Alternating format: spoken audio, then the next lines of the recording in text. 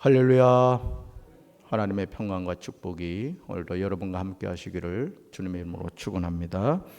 오늘 사도행전 27장 1절부터 44절까지 말씀으로 바른 선택을 하고 살라, 바른 선택을 하고 살라, 이런 제목으로 말씀의 은혜를 나누고자 합니다.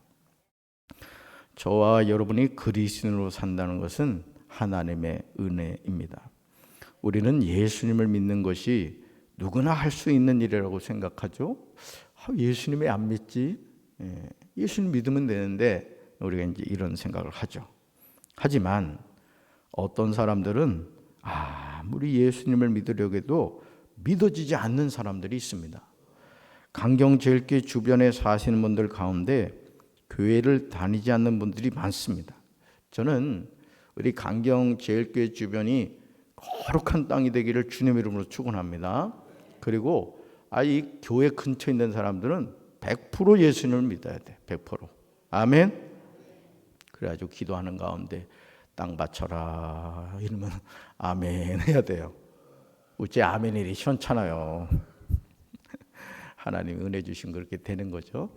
그러니까 이 교회 주변에 살면서도 교회를 다니지 않는 분들이 많아요. 왜죠? 왜 그분들은 엎드리면 코다울 거리에 교회가 있음에도 예수님을 믿지 않는 것일까? 그 이유는 신앙생활은 인간의 노력으로 되는 것이 아니기 때문입니다. 하나님이 믿어지는 은혜를 주실 줄로 믿습니다. 여러분은 이 새벽 기도도 우리가 의지적인 노력도 필요합니다. 그렇죠? 새벽 기도 나오려면 일찍 자고 내일 내가 새벽에 꼭 새벽 기도 간다. 이걸 우선순위로 두면 저녁 늦게까지 음식을 먹고 이러면 새벽에 일어나기 어렵잖아요. 먹는 것도 절제하고 내일 새벽 기도 가야 된다 하고는 그냥 최소한 그냥 10시 되면 그냥 눈 감는 거예요. 눈 감고 주여 잠들게 하여 주옵소서. 너무 깊이 들어서 빠질 때도 있게 하지만 그러니까 이미 여러분 새벽 기도는 저녁부터 시작이 되는 거예요. 그러니까 저녁에 벌써 다 마음의 준비를 하면 이제 새벽 기도를 나오게 되는 것이죠.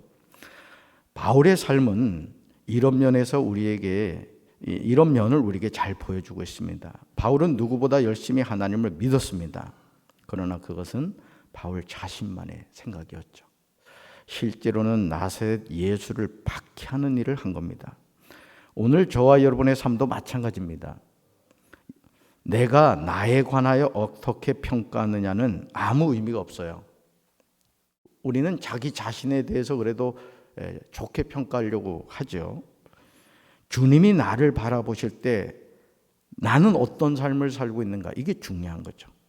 예를 들어 중간고사, 기말고사 시험을 학생이 봤는데 100점 맞은 것 같아. 내가 볼 때 무조건 100점 맞았어요. 근데 선생님이 시험 답안지를 체크해 보니까 40점이요. 그렇다고 학생이 선생님한테 가가지고 나는 100점 맞았는데 왜 40점밖에 안 줬습니까? 말이 돼요, 안 돼요? 안 됩니다. 그러니까 우리가 항상 하나님 앞에서 나의 신앙을 점검한다는 건 뭐냐? 내 관점에서 나를 바라보는 것이 아니라 하나님이 바라보실 때 내 신앙이 바르게 되어져 가고 있는가? 이거를 살펴야 한다는 것이죠. 저는 저와 여러분이 매일 매순간 예수님과 동행하는 삶을 살게 되시기를 주님의 이름으로 축원합니다. 존 웨슬리는 1738년 5월 24일 수요일에 올더 스케이트에서 회심했어요. 그의 나이가 당시 35세였습니다. 이 당시 평균 연령이 40대도 되지 않는 때예요. 그러니까 상당히 늦은 나이에 회심을 경험한 거죠. 웨슬리는 회심하지 않았더라 하더라도 외형적으로 보았을 때는 너무 훌륭한 그리스도인이었습니다. 그러나 예수님이 보실 때는 진짜 그리스도인이 아니었다는 거예요. 이게 참 충격이죠. 바울의 삶도 동일한 맥락에서 보여주죠. 우리는 가짜 그리스도인이 아니라 진짜 그리스도인이 되어야 할 줄로 믿습니다. 우리 사랑하는 강경제일교회 성도 여러분들이 가짜 성도가 아니라 진짜 성도가 되셔서 하나님 그분과 동행하며 살게 되기를 주님의 이름으로 축원합니다. 자, 첫째 1절 보시면 복음을 위해서라면 자유가 아닌 주 예수의 신분을 가질 수 있음을 알아야 됩니다. 아그리빠 왕과 총독 버니게와 그와 함께 앉은 사람들이 다 일어나면서 하는 말이 바울은 무죄하다는 것이었습니다. 즉 바울이 가이사에게 상소하지 않았다면 석방될 수 있을 뻔하였다는 거죠. 그러나 아그리빠가 베스도에게 하는 말은 당시 상황을 몰라서 그랬던 거예요. 만약 바울이 가이사에게 상소하지 않았다면 사도행전 23장 12절로 13절에 나오듯이 바울을 죽이기 전에는 먹지도 아니하고 마시지도 아니하겠다고 동맹한 40여 명에 의해서 쥐도새도 모르게 암살을 당했을 것입니다. 바울은 복음을 전하기 위해서 자유의 신분을 가질 수 있음에도 그는 죄수라는 신분을 마다하지 않았던 겁니다. 사실 바울은 예수님을 만나서 이생의 삶이 완전히 망가진 사람입니다. 아니, 세상적인 관점으로 바울의 삶을 본다면 그는 정말 어리석은 사람입니다. 그럼에도 아그리빠 왕에게 자신의 간절한 마음을 사도행전 26장 29절에서 이렇게 전하죠. 같이 읽습니다. 바울이 이르되 말이 적으나 많으나 당신뿐만 아니라 오늘 내 말을 듣는 모든 사람도 다 이렇게 결박된 것 외에는 나와 같이 되기를 하나님께 원하나이다 하니라. 아멘. 사랑하는 성도 여러분, 이 세상에서 멋지게 살고 싶으십니까? 화려한 것을 꿈꾸세요? 한 번뿐인 인생인데 그래도 즐기면서 살아야지 이런 꿈을 갖고 계십니까? 그렇다면 저는 여러분에게 이 시간 더 좋은 세계를 안내해 드리고 싶습니다. 그것은 하나님 나라에 대한 것입니다. 저는 저와 여러분이 바울의 열정을 갖고 살게 되기를 주님의 이름으로 축원합니다. 안개와 같은 이생의 삶에 빠져 살다가 고통스러운 지옥에서 눈뜨는 인생이 아니라 사명을 다한 후 당당하게 주님의 품에 안기는 그 순간 말입니다. 바울은 그런 소망이 있었기에 이 생에서의 불편함에 대해서 전혀 개의치 않았던 거예요. 어떻게 보면 우리가 지혜로운 신앙생활을 한다는 것은 이 생에서 불편한 삶을 살아야 됩니다. 여러분, 사실 새벽기도 나온다는 게 우리끼리 얘기지만 솔직히 불편합니다. 우리 육신은 뭐라고 말해요? 머리 베개에서 떼지 말아라. 좀 더 있어라. 이러다가 너 큰일 난다. 건강에 이상 온다. 막 그렇죠? 우리 육신이 우리에게 막 경고하잖아요. 너 자꾸 그 새벽기도 나가다 죽어. 막 이런 막 생각을 주죠. 그래도 우린 주님 앞에 나오는 거예요. 왜? 이 생의 삶과 우리에게 다가오는 하나님 나라의 삶이 분명히 있다는 것을 알기 때문이죠. 저는 우리 사랑하는 성도 여러분이 끝까지 이 믿음의 선한 싸움에서 승리하게 되기를 주님의 이름으로 축원합니다. 자, 두 번째 11절입니다. 백부장이 바울의 말보다 선장과 선주의 말을 더 믿었음을 기억해야 합니다. 사람은요, 누구나 바른 소리 듣는 것을 좋아하지 않아요. 저도 아내가 저한테 이렇게 어떤 얘기를 할 때 콩나라 판나라 하면은 엄청 기분이 나쁩니다. 그래가지고 제가 아내에게 했던 말이 뭐냐면은, 여보, 설교를 듣고 나면 뭐가 안 좋았네? 왜 그 말을 했느냐고 이러지 말고 먼저 여보 이런 게 참 좋았어. 기름칠을 막 해놓은 다음에 그런데 요거만 조금 고쳤으면 좋겠어. 이렇게 제가 가르쳐 줬습니다. 여러분, 사실 그래요. 우리가 신앙생활을 하면서도요, 여러분이 누군가를 생각해서 권사님 이럴 땐 이렇게 해야 돼, 집사님 이럴 땐 이렇게 해야 돼, 이렇게 얘기를 해줄 때가 있어요. 그것도 또 얘기를 잘해줘야 됩니다. 육신의 생각으로 하면 안 되고 정말 성령의 이끌림을 받아서 성령이 주시는 감동으로 얘기를 해야 돼요. 자, 그랬는데 그것이 오히려 화살이 돼서 지가 뭔데 나한테 이리라 저리라 그래, 지나 똑바로 생활하지, 신앙생활하지, 이렇게 얘기하면 어떻게 돼요? 참 뭔 얘기해 주기가 어렵죠. 하물며 바다와는 전혀 상관이 없는 사람이 바다에서 잔뼈가 굵은 사람에게 조언한다는 것은 정말 웃기는 일이죠. 예수님도 이런 일에 빠지지 않는 분이셨어요. 예수님의 직업이 뭐죠? 예수님의 직업이 뭐였어요? 네, 영어로 말하면 카펜터입니다. 네, 갑자기 생각나서 말씀드리게, 목수예요. 목수. 자, 그런데 누가복음 5장 4절을 보시면 갈릴리 호수에서 잔뼈가 굵은 베드로와 그 동료들에게 뭐라고 말씀하세요? 깊은 데로 가서 그물을 던지라, 이렇게 말씀을 하셔요. 어느 누가 이런 말도 되지 않는 말을 듣겠습니까? 목수가 어부에게 깊은 데로 가서 그물을 던지라는 게. 제가 홍성에서 리모델링 하면서 깨달은 게 있습니다. 하나님은요, 주의 종의 입술을 통해 하나님의 일을 이루어 가십니다. 아멘. 제가 뭘 깨닫느냐면, 하나님의 일에 대해서 기도하면서 마음을 갖고 있으면요, 제가 그래서 공사로 온 사장님들 많이 가르쳐 줬다니까요. 사장님, 요거는 요렇게 하고 저렇게. 그러면 안 된다는 거예요. 무조건 안 된다 그래요. 귀찮으니까. 근데 하나님에게 돕는 사람을 붙여주시더라고요. 이 사람은 뭔 얘기를 하면, 야, 해보자. 교회는 그런 사람이 있어야 됩니다. 교회는요, 해보자 하면 되는 거예요. 아멘 안 하시는 분들 뭐예요 지금? 그리고 진짜 그렇게 되는 거예요. 아멘. 이게 믿음의 고백입니다, 여러분들. 그러니까 여러분들이 하나님의 일을 할 때 안 된다고 말하지 마세요. 하나님이 이루어 가십니다. 그래서 다 되게 하시더라고, 하나님. 다 되게 하십니다. 왜요? 하나님의 전이잖아요. 아멘이십니까? 자, 깊은 데로 가서 그물을 내려라. 근데 놀라운 건요, 베드로는 예수님의 말씀에 순종을 했습니다. 예수님의 말씀에 순종했을 때 베드로와 그 일행이 어떤 결과를 얻었는가? 여러분 잘 들으셔야 돼요. 내가 예수님의 말씀에 순종하면 어떤 은혜를 주시는가? 누가복음 5장 7절에 이렇게 기록하고 있죠. 같이 읽습니다. 이에 다른 배에 있는 동무들에게 손짓하여 와서 도와달라 하니 그들이 와서 두 배 채움에 잠기게 되었더라. 아멘. 이런 은혜가 우리 사랑하는 강경제교회 성도들에게 함께 하시길 주님의 이름으로 축원합니다. 두 배 채움에 잠기게 되었다. 누가복음을 기록한 누가는 의사였어요. 그의 관찰력은 세밀하죠. 하물며 그의 기록의 진정성을 의심한다는 건 말이 되지 않습니다. 신앙생활은 예수님의 말씀을 100% 믿는 거예요. 아멘. 믿음이 좋다는 건 뭐냐? 내 이성은, 내 경험은 이렇게 하면 망할 것 같아요. 그렇지만 주님이 그렇게 말씀하셨다. 그럼 아멘인 거예요.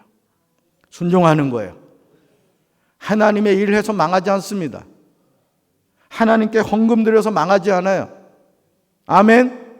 이것이 우리가 고백하는 신앙이 되어야 됩니다. 목수가 잔뼈가 굵은 갈릴리 호수에서 잔뼈가 굵은 어부들에게 깊은 데로 가서 그물을 던져라. 상식적으로 말이 됩니까? 순종했더니 어떻게 됐다? 두 배의 채움에 잠기게 되었더라.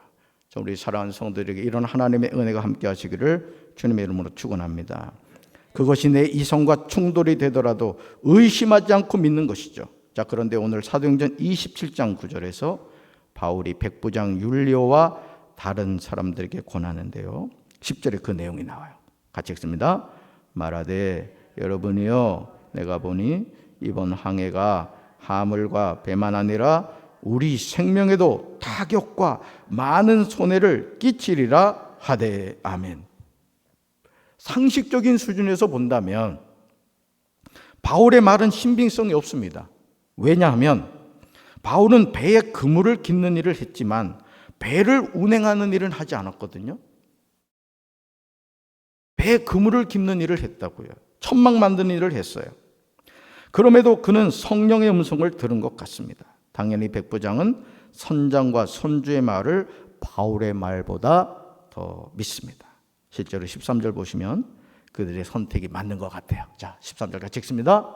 남풍이 순하게 불매 그들이 뜻을 잃은 줄 알고 닷을 감아 그레데 해변을 끼고 항해하더니 어떤 바람이 불었다고요? 남풍이 순하게 불었다. 그럼 그렇지. 지가 텐트 만드는 사람이지 배를 한 번이라도 몰아봤어? 아마 많은 사람들이 그렇게 이야기했을 겁니다. 그런데 이런 생각은 14절 이후에 나오는 내용을 보면 엄청난 광풍인 유라굴로라는 광풍을 만나게 됩니다. 두려움이 엄습하죠. 사공들이 짐을 바다에 버립니다. 배의 기구들까지 버립니다. 구원의 여망마저 없어졌다고 기록하고 있습니다. 오늘 저와 여러분의 삶에서 상식을 쫓아가다가 어떤 유라굴로라는 광풍을 만나셨어요? 상식을 쫓아가다가 그 분야의 전문가라고 하는 사람의 말을 듣다가 여러분 어떤 유라굴로라는 광풍을 만나셨는가 하는 거예요. 하나님의 자녀는 모든 일의 가장 1순위가 기도인 줄로 믿습니다. 하나님의 말씀인 줄로 믿습니다. 우리가 이 코로나19 상황에서도 왜 우리가 예배를 드립니까? 왜 우리가 하나님 그분을 붙잡고 살아갑니까? 우리 인간의 생사복이 하나님의 손에 달려 있는 거예요. 아멘이십니까? 신앙생활은요, 세상의 상식으로 하는 게 아니에요. 따라서 신앙생활은 철저히 믿음으로 하는 것입니다. 그래서 저는 우리 강경제일 성도 100% 11조 생활 하십시오. 그래도 온전한 11조 생활을 하셔야 돼요. 찻대고 폿대고 이러지 말고. 여러분이 찻대고 폿대면 하나님은 막까지 떼십니다. 그러니까 우리가 믿음으로 산다는 건 뭐냐? 내 인생을 하나님께 맡기는 거예요. 내 삶의 주인은 하나님이십니다. 죽든지 살든지 주님의 뜻대로 하옵소서. 백부장이 선장과 선주의 말이 아닌 바울의 말을 들었다면 그는 유라굴로라는 광풍을 만나지 않았을 것입니다. 오늘 우리의 삶도 마찬가지예요. 하나님의 말씀에 불순종함으로 말미암는 유라굴로라는 광풍을 만나셨다면, 내가 그 유라굴로라는 광풍 가운데 있다면 이 시간 지체하지 마시고 즉시 하나님께 회개하시기 바랍니다. 천부여 의지 없어서 손들고 주님 앞에 나가야 돼요. 그리고 자신의 상식을 내려놓고 믿음의 자리로 속히 나오시길 주님의 이름으로 축원합니다. 저는 우리 강경제일교회가 그런 교회가 되어야 될 줄로 믿습니다. 교회 안에서 인본주의가 있으면 안 돼요. 사람의 소리가 있으면 안 됩니다. 신본주의, 하나님의 말씀만 있어야 되는 거예요. 그럴 때 하나님께서 이 강경제일교회를 통해 우리 사랑하는 성도를 통하여 하나님의 기적을 이룰 줄로 믿습니다. 강경에 대해서 부정적인 얘기하지 마세요. 하나님이 이 땅을 거룩한 홀리시티, 성시하실 줄로 믿습니다. 자, 세 번째로 22절과 23절입니다. 하나님의 사람은 위기를 만난 사람들에게 소망의 말을 전해 주어야 합니다. 바울은 자신의 말을 듣지 않아 유라굴로라는 광풍을 만난 백부장과 선원들을 비난하지 않았습니다. 그러나 자신의 말을 들었더라면 좋았을 것이라고 안타까워하죠. 자, 그리고 22절에서 그들에게 예언적인 선포를 합니다. 같이 읽습니다. 내가 너희를 권하노니 이제는 안심하라. 너희 중 아무도 생명에는 아무런 손상이 없겠고 오직 배뿐이리라. 아멘. 여러분, 유라굴로라는 이 광풍 배후에 결국 역사하는 건 뭐냐? 마귀거든요. 마귀가 우리에게서 빼앗아가는 것은 뭐냐? 그렇잖아요. 예수님도 그 말씀하셨죠. 너희에게 있는 모든 것을 가져갈 수 있다는 거죠. 그러나 인간의 생명은 누구 손에 달렸다? 하나님 손에 달렸다는 거예요. 오직 뭐뿐이다? 배뿐이다. 이 배는 뭘 의미해요? 세상에 우리가 갖고 싶은 부귀영화를 의미하는 거예요. 결국 유라굴로라는 광풍이 우리에게서 가져가는 것은 뭐냐? 세상적인 것들이라는 거죠. 우리를 천성 가는 길에서 우리를 낙오시키지는 못한다는 거예요. 돈이 없어지셨습니까? 여러분 건강이 안 좋으세요? 또 여러분이 뜻한 대로 되어지지 않습니까? 근데 여러분 잊지 마셔야 돼요. 주님은 여러분을 버리지 않으십니다. 배에 있는 모든 것이 다 없어진다 하더라도 안심하라는 거예요. 너희 중 아무도 생명에는 아무런 손상이 없겠다. 하나님이 함께 하시기 때문인 줄로 믿습니다. 사랑하는 성도 여러분, 기억하시기 바라요. 지금 바울도 유라굴로라는 광풍의 한가운데 있죠. 그럼에도 그는 다른 사람들처럼 유라굴로 광풍을 두려워하거나 놀라지 않습니다. 코로나19가 예수 믿는 사람이라고 여러분 확진자가 안 생기고 코로나19가 나를 피해가느냐? 여러분 사람들이 많은 곳에 가서 우리가 생활하고 하면은 여러분 코로나19 걸릴 수 있는 겁니다. 폭풍우가 쏟아지면 예수 믿는 사람에게도 쏟아지는 거예요. 이것은 하나님의 보편적인 섭리입니다. 우리가 그것을 가지고 갑론을박할 필요가 없는 거예요.